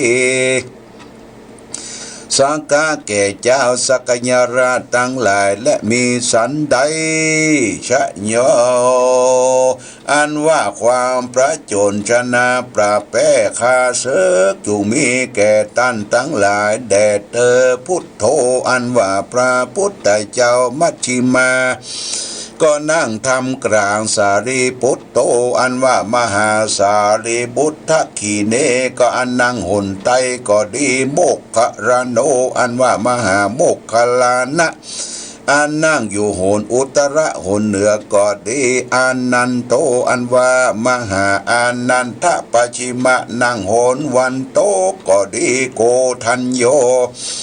อันว่าโกทัญญบุพโตภาเกปุพารานังโหนวันออกก็ดีขะวัมปติอาภพเยนะพเยจะอันว่าพระคาวัมปตินังโหนปายับก็ดีอุบาลีจะอันว่าอุบาลีเถระหารติภาเคนังโหนหรดีก็ดีกัสสะโปอันว่ากัสสะปะเถระอาคานายโยจะนังโหนอาคาเนก็ดีราหุโลเจวะอันว่าพระราหูกลเถระอีสานเนนั่งโหนอีสานก็ดีอันพระอริยเจ้าตั้งหลายฝูงนั้นเตียนยอมเป็นพุทธใจยะมังกราแลโยปุกะโลอันว่าปุกะลาผู้ใดได้รู้แล้วนบน้อมไว้สักการะปูชาซึ่งพระอริยเจ้าตั้งหลายนิโสปุกะโลอันว่าปุกะลาผู้นั้นทุกโขนิลุตทะโวจักหาตุกและอุปัทวากังวลอนตรายตั้งหลายบ่ได้สักเดือและย่อมมีเตจะลิติมากนักโหตุสัพพตาก็มีในกาลาทุกเมื่อแลชายสุธีโตโหตุสัพพตาอันว่าความสวัสดีจงจักมีแก่ตั้นทั้งหลายทุกเมื่อแลปัญญานิละขันตุภวังดันว่าบุญตั้งหลายจงรักษาตั้นตั้งหลายเตะปัญญานิปรยันตุสปาสิติภวันตุเตอันว่าความสุขสวัสดีสมฤทธิและบุญตั้งหลายจงมีแก่ตั้นตั้งหลายเตะนะโมเมปะมุตตะโรอันว่าขี่ญาอันนบน้อมไว้ซึ่งพระเจ้ามุตตระบุปายังหนวันออกนะโมเมเลวัตโตอาคานายโยอันว่าขี่ญาอันนบน้อมไว้ซึ่งพระเจ้าเลวัติอาคาเนโยอันอาคาเนและนะโมเมกัสสะโปพุทโธซึ่งพระเจ้ากัสสะปะทักขินาเยมีหนไตแลนะโมเมสุมังคโลชิโนขีญาอันนบน้อมไว้แห่งคาซึ่งพระเจ้าสุมังคระเนพระระนะหาริจะในหนหรดีนะโมเมสิกีเจวะทรระในโหนพายับและนาโมเมสลิสกยมุนีเจวะตุตะเรขีญาอานบน้อมไว้ข้าซึ่งพระเจ้าสี่สกยมุนีโหนเนื้อ นะโมเมทิปังกะโลชิโนอิสาเนขีญาอนบน้อมไว้ถึงพระเจ้าที่ปังกระในโหนอิสานนะโมเมกะกุสันโตขีญาอนบน้อมไว้ซึ่งพระเจ้ากากุสันทะปะตะเวหนแผ่นดินตั้งมวลนะโมเมสระนังกะโรชิโนอากาเสขีญาอนบน้อมไว้ซึ่งพระเจ้าสรณกระในเบื้องบนหนอากาศเอเตพุทธาอันว่าพระพุทธเจ้าทั้งหลายฝูงนั้นทัตสิธาในทิสะตังสีปุชิโตเทวมนุสสานังหากควรปูจาธรรมชัชชะเหตุเป็นพยานแก่ธรรมตั้งหลายโปรกะพยังโสกะนัตติอันว่าเปียติโลกาพยะโหโศกทุกข์ก็หายไปได้แลเตพุทธาอันว่าพระพุทธเจ้าตั้งหลายฝูงใดเขมังสัมปติทายากังทุกะโรกะไปยังนาสั่งเตียนยอมสมฤทธิอันสุขเกษมใจเงือหลังงับดับหายยังสัพพทุก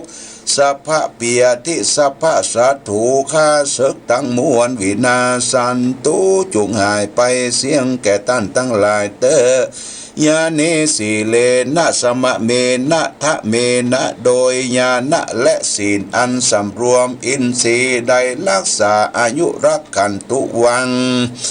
ตุมังผูคาอโรคะเยนะญะสุเคนะจะโดยโลคาและหาเปียติบ่ได้เงยอยู่เย็นเป็นสุขปารมีนุภาวะอนาคตัสสะเมตไตโยยัสสะสิโนมาระเสนาปารยันติทิสะติสังขีนาสันตุอาเสสะโตโดยอนุภาวะปารมีแห่งพระพุทธเจ้าอันจักมาไปนานตนชื่อว่าอริยเมตไตรตนมียาสะมากนักอันว่าเสนามานตั้งหลายก็ไปหนีไปอยู่ในทิศน้อยใหญ่ก็กลับหายไปบ่เสสลอก็มีแลสัพพะพุทธานุภาเวนะสัพพะธรรมานุภาเวนะสัพพะสังฆานุภาเวนะโดยอนุภาวะแห่งพระพุทธเจ้าพระสัทธรรมเจ้าพระอริยสังฆเจ้าทั้งหลายอันจักหาผู้เพียบเทียมบ่ได้จงมาเป็นที่จังที่เปิงแก่ท่านทั้งหลายแด่เตอแม่นว่าเคหังคือว่าหอเรียนที่อยู่ที่อาศัยวัดบาอารามอยู่บ่มวนกินบ่วานอันจะเกิดโดยเคาะกินเว้นโตดบ่วุฒิจำเริญก็ดีโดยเตจะแห่งคุณพระพุทธเจ้าคุณพระธรรมเจ้าคุณพระสังฆเจ้าก็จังระดับกับหายไปโดยเคาะกินเว้นโตสัพพทุกข์สัพพโศกสัพพโรคสัพพะอันตรายต่างหลายโวที่จำเลินกินหวานต้านมวลกำจูศาสนาไปใจและใจยะมังกละอันว่าใจยังมังกละตั้งหลายพวันตุจุงมีแก่ท่านตั้งหลายเตอทักขณะเสสุละภูจเตนะอันว่าเตจะแห่งพระเทวดาอารักษ์และพญานาคก็ดีใจยะใจยังจุงจำเริญโบทีแก่ท่านเตอพรหมะคณะอันว่าหมู่พรหมตั้งหลายก็ดีใจยะใจยังจุงมาจำเริญโบทีแก่ท่านเตอพรหมคณะอันว่าหมู่พรหมตั้งหลายก็ดีใจยะจังนังก็จงมาจำเริญสุขสวัสดีแก่ท่านทั้งหลายทุกเมื่อเตอนราธิราชาใจยะใจยังจุงประโจรจนะตาขุนมุนใหญ่โดยน้อยตั้งมวลเตอภวังใจยะใจยังจุงมาผ่าแป้จนะปัทวีสัตตสังยังสัตว์ทั้งหลายอันอยู่เหนือหน้าแผ่นดินนี้เตอชิตูกระสัพพตังอันว่าภาสถินแห่งพระพุทธเจ้าอรหันตเจ้าทั้งหลายใจยะใจลังจุงมาเป็นใจยะอรหันตปัจเจกะ พุทธสาวังอันว่าอรหันตาและพระเจกาพุทธเจ้าและสาวกะแห่งพระพุทธเจ้าใจยะจะยังมเหสุสังกราโรงะที่ถวงอันว่ามหาไอส่วนก็ดีพญาหะดิเตวตีก็ดีใจยะใจยังมหาพรหมก็ดีใจยะใจยังจุงเป็นใจชนะแก่อุปัฏฐวะอุปาสิกาธากาตุกเมื่อเตธนะปาโรอันว่าจะจางธนะปาระก็ดีใจยะใจยังจุงมีใจชนะพระแพ้คาศึกศัตรูในปืนสักลตวูจมปูทวีไปตั้งมนจุงมีแก่อุปาสกะอุปาสิกาทุกเมื่อเธอโสทีใจยะบุติสุขสวดสดีปวันตุจุงมีมาจำเริญแก่อุปาสกะอุปาสิกาทุกเมื่อตุด้วยเตจะแห่งใจเจตพระการสูตรดวงประเสริฐอันนี้อันพระพุทธเจ้าหากสวาธิยายปางเมื่อสร้างสมปารมีมาแต่ก่อนแม่นอินพรหมยมยักษ์เทวบุตรเทวดาและหมู่มนุษย์ยิงใจตั้งหลายได้ยินได้ฟังได้สังวาสสวาธิยายบอกขาดก็จะเป็นโจทย์ก็จะพ้นจากสัพพุสัพพโศกสัพพโรคสัพพภัยสัพพขออันตรายจังไรสัพพะอันตรายตั้งหลายทุกเมื่อเป็นว่าโรคโควิด-19 ก็ดีคือกลับหายไปเธอได้อยู่ที่จำเริญเตียงเต้าบ่มีทุกโศกเศร้าการได้จะแลบ่เต้าแต่นั้นอันว่าใจทั้ง7ประการดวงประเสริฐนี้ผู้ใดได้สักการะปูชาบอกขาดได้ยินได้ฟังก็จักได้จำเริญโดยอายุปีอายุเดือนอายุวันอายุยาเมียอายุมั่นยืนยาวปุกระผู้นานผู้ก็อยู่บ่วุฒิจำเริญใจมักเจ็บไข้ได้พระญาติกินยาหลายปากหาหมอมาหลายบ้านหลายเมืองบ่รู้หอมรู้หายคนตั้งหลายมักยี่โตดใส่กะทำไรใส่หน้าปลูกข้าวเต้าแตงปลูกถั่วปลูกงาหอมขาวหอมแดงบ่งอกบ่งามตามบ้านเรืองตามบ้านแต่เมืองบ่ได้กินโดยกินโพนแม้นจักเลี้ยงงัวควายเป็ดไก่และหมูม้าปลาก็บ่แพ้ผู้ลายออกลายมันจักตายด้วยโรค5พยาธิหิบ่มากะบ่เคินก็โดยชะตาแห่งคนขาดนั่นแหละประการหนึ่งมักจักร้อนอกร้อนใจตกใจกินข้าวบ่ลำกินน้ำบ่ลงบ่ลับโบราณว่าเป็นโรคตาแจ้งอะไรก็ฮือได้ปู่จาเอา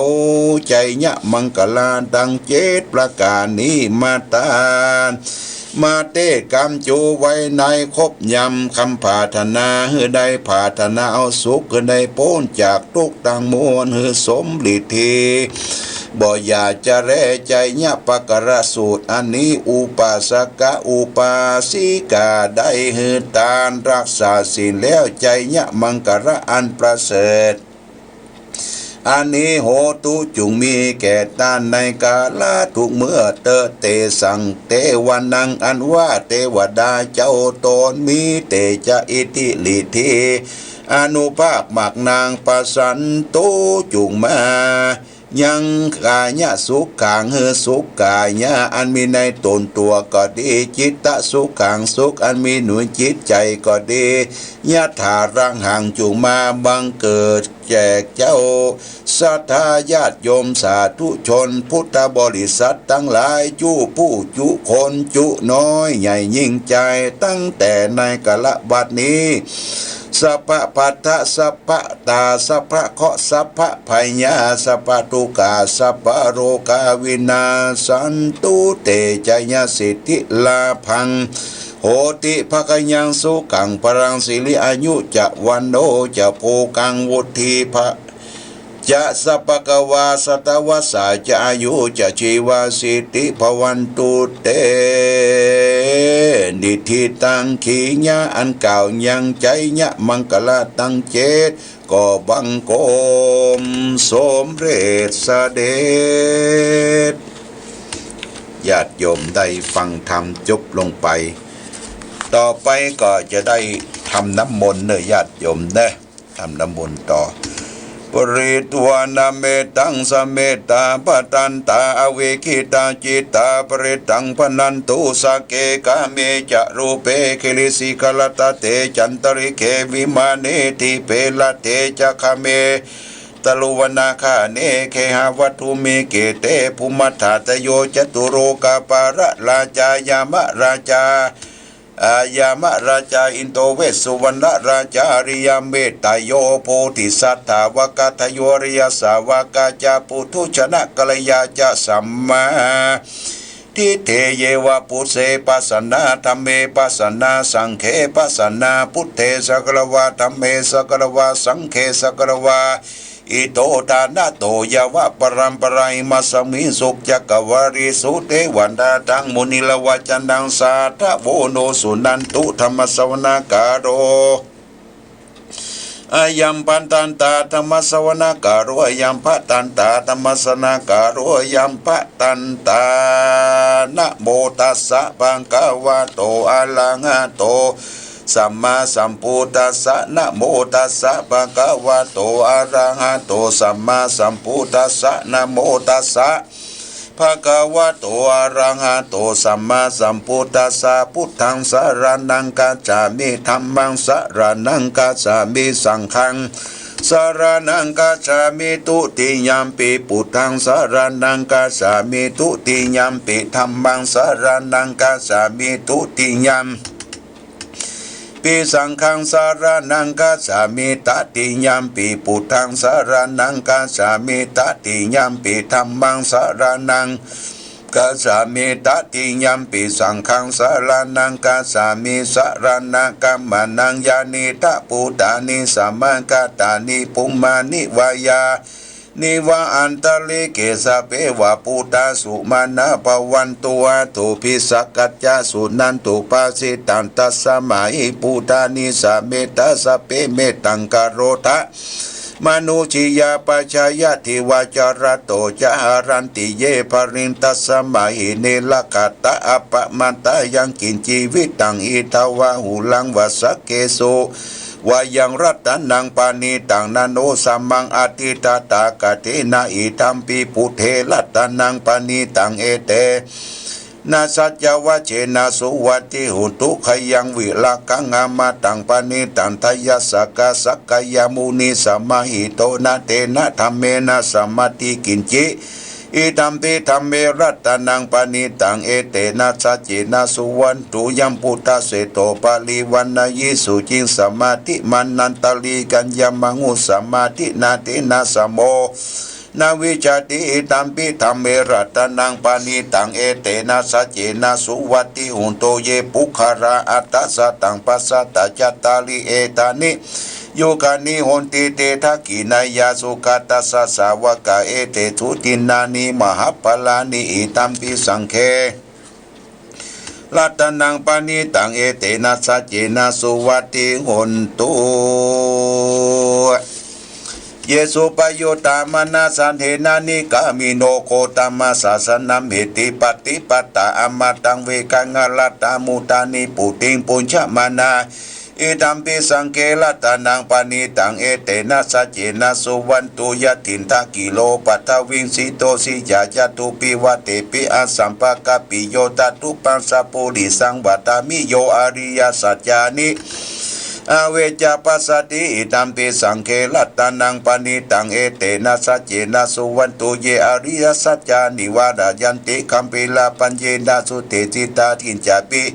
เตโหติสุปัตปมาตานาเพปวังทัตตมติยันติตัมปิสังเคลัตตานังปานิตังเอเตนะสัจเจนะสุวันติอุสหัสวัสสะทหัสสะนัมปัฏฐายะยะจตุตัมมามหิจาภวันติสกายติติวิชิกิตัญจศีลปตังวาติประหัตติกินจิตานุปเยสิจาวิปมุตโตชาจิธานาติอภาปุกตุงอิตัมปิสังเคลัตตานังปานิตังเอเตนะสัจเจนะสุวันตุกินจาปิโสกัมมังกะโลติปะปะกังกะเยนะวะจาอุตเตสตะวะโปโสตัสสะปฏิสัตตะอภาปตาทิตะมัตตสะ สุเตนะปิตัมปิสังเกลัตตานังปณิตังเอเตนะสัจเจนะสุวันตุวันนะปะกุมเปยถาปุสติติหิคิมานามาเสปัตตมิงกิเมปัตตมิงธรรมวรังอาเสสยินิภาคามิงปะระมิงหิตาอิตัมปีพุเทลัตตานังปณิตังเอเตนะสัจเจนะสุวันตุวโรวรัญโยวราโตวรหะโรอนุตตโลธรรมวรัง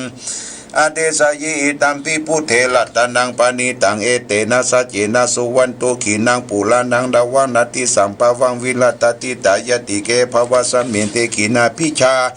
อวิโลหิฉันตานิพันติเลเยทายาตาดัมปฏิโปหิตัมปิสังเกลัตตานังปณิตังเอเตนะสัจเจนะสุวันตุยานิทัปุตา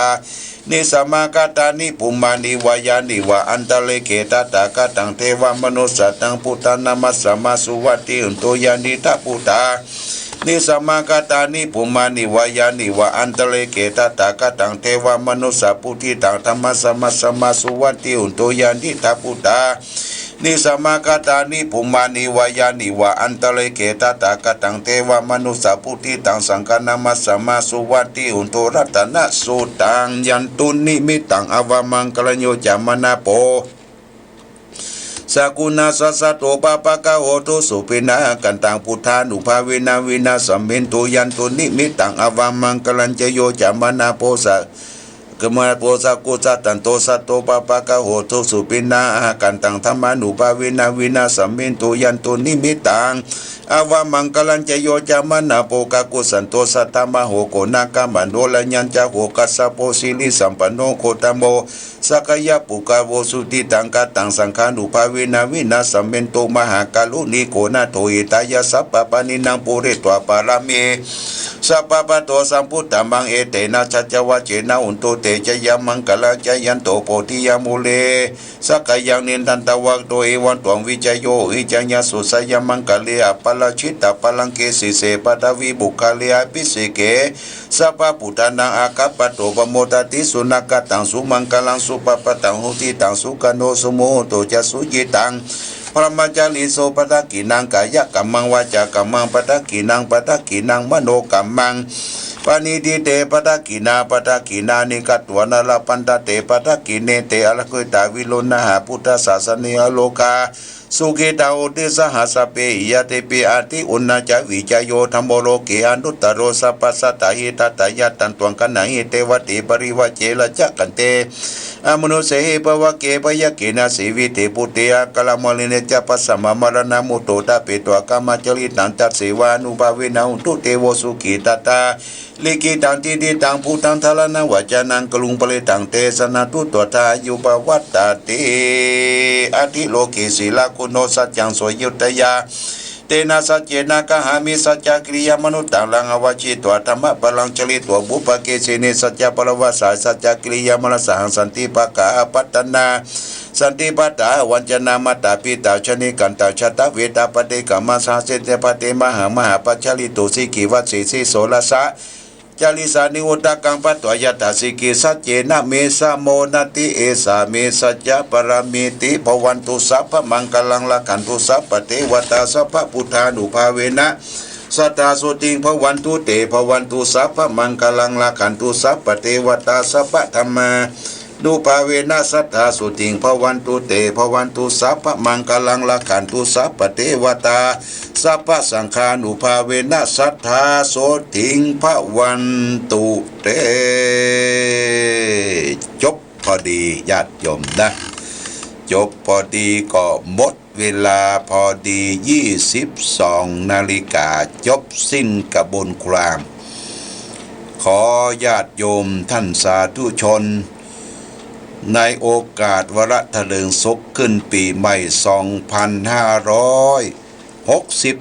2564ปีงัวในปีนี้ขอท่านทั้งหลายจงได้มีความสุขมีความเจริญมีความรุ่งเรืองความวัฒนาถาวรสมดังปอน4 ประการคือมีอายุมั่นควรยืนคือได้มีผิวพรรณวรรณะอันผ่องอันใสคือได้มีความสุขกายสบายใจคือมีพลานัยสมบูรณ์นั้น เหมือนกันทุกท่านทุกคนโดยเทินญาติโยมก็ได้ฟังเทศน์รับน้ำมนต์กันไปเรียบร้อยหวังใจอย่างยิ่งว่าสิ่งที่มันมืดมนอนทการในปี2563นั้นคือผ่านไปปีใหม่2564เนี่ยคือมันดีขึ้นเด้อญาติโยมแม่อ้วนปากทางเจริญไหว้สาเจ้าจบพอดีเนี่ยแม่อ้วนเด้อ จ้าได้อะไรอย่างพ้องได้น้ำมนต์แล้วดีละแม่อ้วนเอาไฟมาโยงหัวเหมือนชื่อจะจ่าไปเลยเจ้าแม่นจะตาขึ้นปีใหม่เนาะเจ้าจะจ่าขึ้นปีใหม่ดีละโมทนาสาธุแม่อ้วนเด้ออยู่ดีมีสุขสวัสดีปีใหม่เด้อสวัสดีเจ้าเหมือนเดียวกันเด้อกับกระทาไปเบิ่นๆเจริญพรขอบคุณโมทนาสาธุยังมีเวลาสัก2 สาย 3 สายญาติโยมพายโตเข้ามาก็สวัสดีปีใหม่ส่งท้ายปีเก่าตีไก่ก็ได้ทักทายไปแม่อ้วนปากทางเจริญพร้อมตอนนี้ก็ต้องขออนุโมทนาจากเจ้าเนี่ยเปิ้นมาไหว้มาเอี่ยวมาหาคุณแม่พุทธดีจิรคุปบ้านแม่อายได้หอมปัจจัยค่าไฟฟ้า200 บาทอนุโมทนาพ่ออาจารย์ดานแดงเน้อแม่อำพันธ์คำมาบ้านสันตุดู200 บาทเนี่ยพ่อน้อยบุญอันนี้เจริญพรภาษาครับท่านพระครูครับปดพ่อจากที่ไหนที่พ่อปฐมครับแม่อายครับแม่อายเนาะชัดเจนเนาะครับผมชัดเจนดีครับโมทนาจะบ่อยครับโอ้ดีละโชคดีปีใหม่อยู่มั่นควรยืนนะพ่อปฐมเด้อครับผมครับภาษาครับขอบคุณโมทนาสาธุ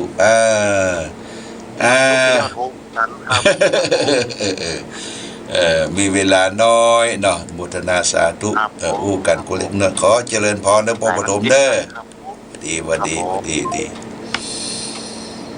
เอาละญาติโยมก็ขออำนวยอวยใจเฮา